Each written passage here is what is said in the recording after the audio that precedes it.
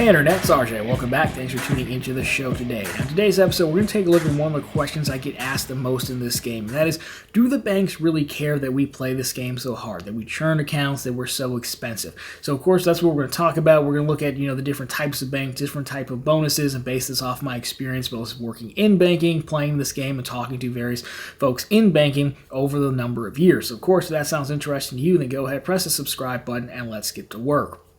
Now, the real answer is, honestly, who's really to say, right? Like, who's really to say? But I do think this breaks down into the type of bank and the type of bonus, and that's the best way we're going to look at it. So you have your heavy hitters like a Citi or Bank of America.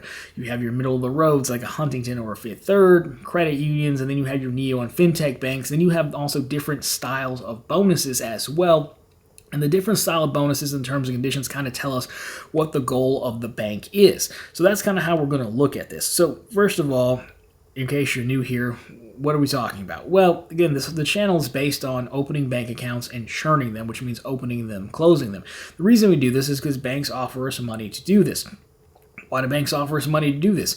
Because it's no different than switching auto insurance or switching cell phone providers or anything. People really don't like change. They really don't want to be bothered with it because it seems like a hassle. So AT&T is going to offer you a brand new iPhone if you leave Verizon because that is worth your time because a new iPhone could be $1,000. Okay, now you have my attention. Same thing. Very few people get excited about banking aside from us, right? It just doesn't happen. You do have to do a sizable amount of money to get people interested. Trust me, I know from making these videos, if it's less than $100, most of you do not care. And even then at $100, some of you are like, I don't know. $50, $25, a lot of you guys don't care. Well, that's fine, I understand. But just from my own experience, I get it. So with that, the best way they can do it is to offer these promotions. Now the promotions, they try to have it so we actually use the account because again, they want to make money. So direct deposits, debit card transactions, trades on a brokerage account, things like that. All that one gets us using the account. Number two, it gets us locked in because a lot of times people will set it and forget it. And, it gives them things to tell their shareholders, right? We opened up X amount of new accounts, and every new banking product you get counts as a new account. Then, like I said, we have this many active accounts. And it's also a basis for what I understand from the Wells Fargo years ago that, banks want as a catch. They want to make these accounts being used so bankers can get credit for them, right? If this account sits unused, then you could be a fraudulent banker and open up an account with my name. But if it's not being used, then it doesn't do you any good. So at least these transactions they require them to be active accounts, right? So there's that. That's why they do them. So as far as do they care? Well, let's take it in. Let's take Citibank for example, right? Citibank, third or fourth largest bank in the country. They don't care, and the reason I know they don't care is because of how they structure their bonus.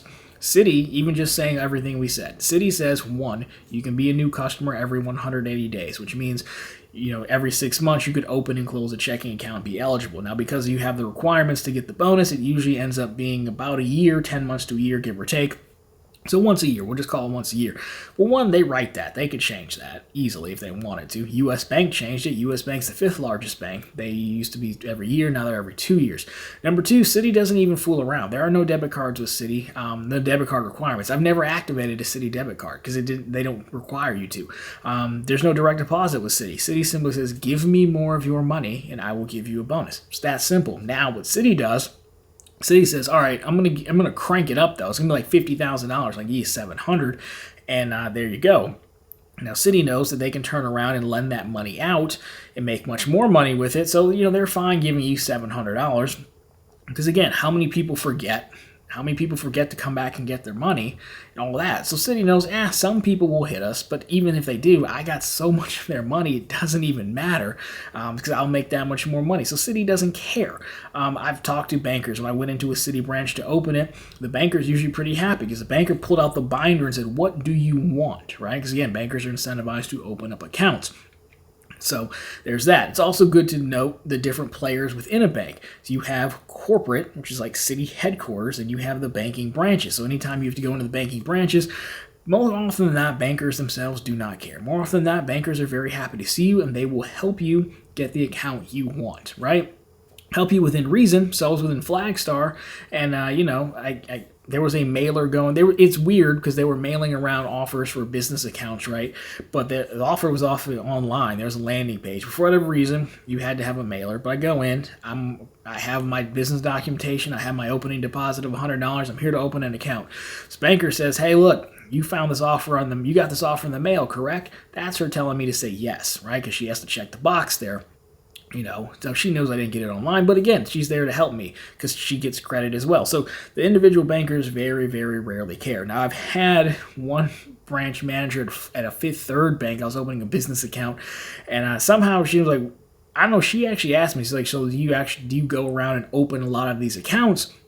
And I forget how the conversation went. It was like 2 years ago. But she actually did care, so much so that they didn't actually call me back because they couldn't open the account that day. I'm pretty sure they care, which is a rarity. But, some people do care. But it's very rare. Now, corporate level, I don't necessarily think it means they care. I think it's more so risk mitigation. And I have to be able to show a return for this promotional budget.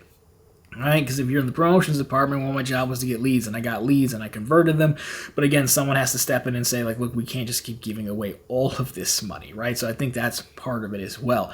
Now, if you go down to the mid-sized banks, I think it's hit or miss. Because again, you have Huntington, which is regional. But Huntington, again, they just recently had a bonus where you do have to have a direct deposit, but that's rare. Most of them is just, hey, give us money, we'll give you money as well. So when you do that and you let me do it once a year, I don't think you care.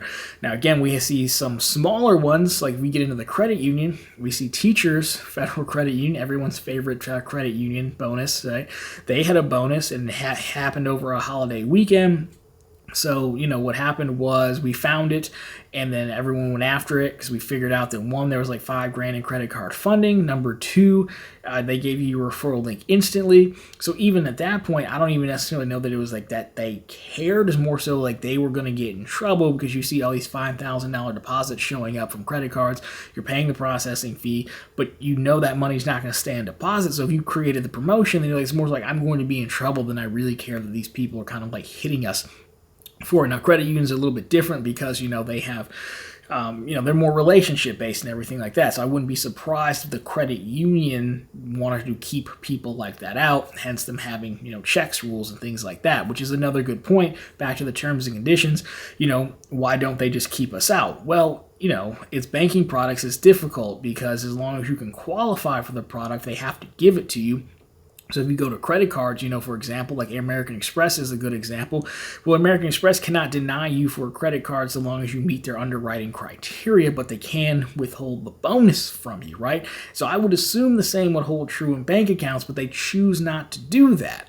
Again, credit products are probably under more scrutiny than just regular deposit accounts, I would imagine. I don't know that for a fact, but if Amex can say, well, no, you qualified, here's the account, but no bonus, I would assume other banks could do that. They just choose not to, which is another reason why I don't think they care that much. Now, the other reason here is, that we've seen some bonuses that looked awfully similar. So we had Ally, Discover, SoFi, and Capital One all give bonuses. They were like, hey, give open savings accounts, which is usually rare. Deposit up to $100,000 and we'll give you that 3% APY, and it's going to keep going up. We'll also give you 1% back as a bonus for keeping your money for 3 months.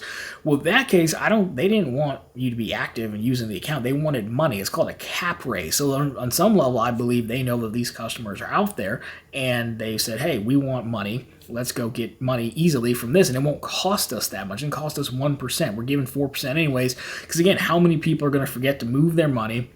They don't pay the bonus until like June if you sign it up in like December.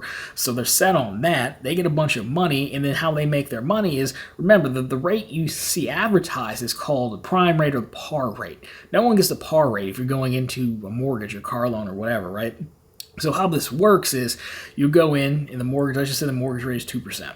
It's far away from that right now, but just is 2%. What they do is they get your information, then they run it through pricing, right? Pricing is something the capital markets team sets up. It's based on risk, because pricing alone is basically just factoring in risk.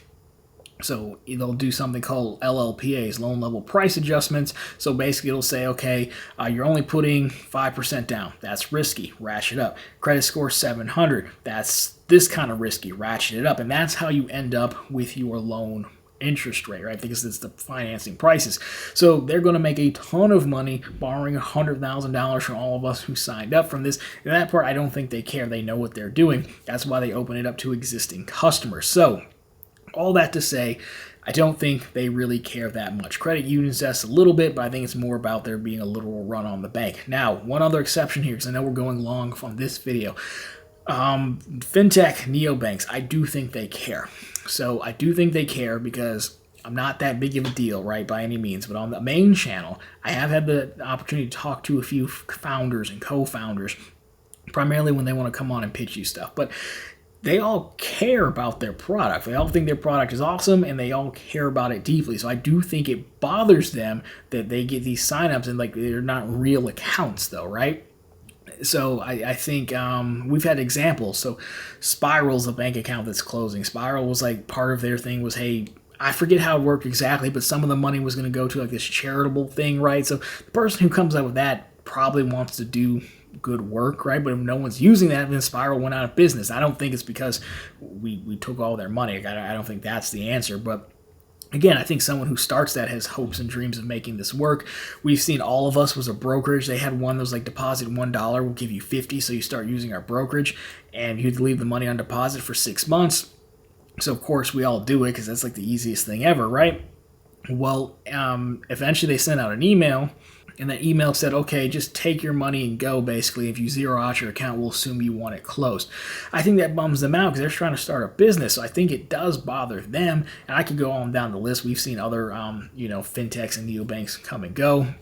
But of course, if they make it, like Albert, I have an affiliate link for Albert. The people Albert reached out and like, hey, we'll keep offering your folks $150 if they do this. So once they make it, then I don't think they care as much. But when you're just trying to make it, I do think they care based off the conversations I've had, and that I don't think anyone wants to open up a business, lose a ton of VC money to a bunch of churners, and then go under. Again, I don't think we took them under solely, but it doesn't help, So to close this one out here, I think overall this is a transaction that really works for everyone. Honestly, I think we make a little bit of money. The bank makes more money, but certain players at the bank, like risk management and managers, have to make sure that they're still being somewhat accountable and trying to mitigate the losses of us, right? I think that's why you can't literally do multiples at a time, right? That would be egregious. They have to have some controls in place, but I really don't think they care because they make so much money on our money, and we can make a little bit of money as well. So honestly, I think everyone wins. And again, if they did care, the answer is they would change the terms and conditions. And we've seen banks change the terms and conditions. So I don't know any of that for sure. I think that was all just kind of a long conversation on what I know, what I've seen, what I've done from work, who we've talked to, and things like that. But let me know down below if you care. Don't ever say this. We'll close on this. Never feel bad for the banks because they would not return the favor to you, right? So it's a good question, but never feel bad for them. But anyways, guys, if you liked it, drop me a thumbs up down below. If you found it particularly interesting, consider subscribing to the channel. Again, posting content just like this every week on how to make the bank's money become your money. Question for you guys. Let me know down below, what do you think? Do you think the banks care? Do you feel this misplaced guilt for some reason for taking their money? What are your thoughts on it? I'd love to hear it from you. Anyways, guys, that's going to do it for this one. As always, thank you so much for watching. I'll talk to you very soon in the next one.